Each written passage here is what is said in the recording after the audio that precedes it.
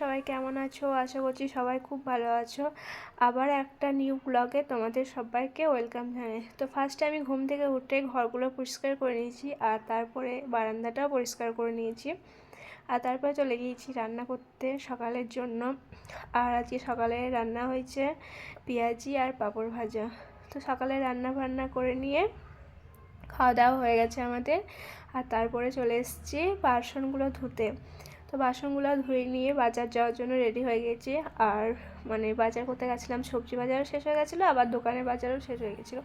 তো পুরো বাজারটাই তুলে নিয়ে চলে এসেছি। তো তারপরে বাজার করে এসে স্নান করে নিলাম, আর তারপরে চলে এসেছি এখন রান্না করতে। দুপুরের জন্য রান্না তো করতেই হবে। তো দুপুরে রান্না করে নিলাম, আর তারপরে রান্না করে নিয়েছি আজকে পেঁয়াজ দিয়ে মাছের মাথাগুলো ভেজে নিয়েছি, আর তারপর আলু সেদ্ধ, কচু সেদ্ধ, চাটনি আর ওই মাছের ঝোল।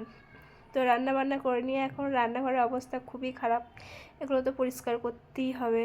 তো ফার্স্টে খাওয়া দাওয়া করে নিলাম, তারপরে পরিষ্কার করলাম ভালো করে। তো বিয়ের পর না মেয়েদের জীবনটা পুরো রান্নাঘরেই কেটে যায়, এরকম একটা ব্যাপার আমার। তো তারপরে বিকালে দেখছি সব জামা কাপড়গুলো ছাদে মেলা ছিল, সেগুলোই এখন তুলে নিয়ে এলাম। আর তারপরে সন্ধ্যাবেলার জন্য টিফিন বানালাম, সামাই পায়েস করেছিলাম একটু, ওটাই আজকে সন্ধ্যাবেলায় খেয়ে নিয়েছি। আর তারপরে একবারে দেখা হচ্ছে রাত্রে। তো রাত্রে আজকে রুটি হবে আর আলু ভাজা হবে। তো ব্লগটা আমি এখানেই শেষ করছি। সবাই ভালো থেকো, সুস্থ থেকো।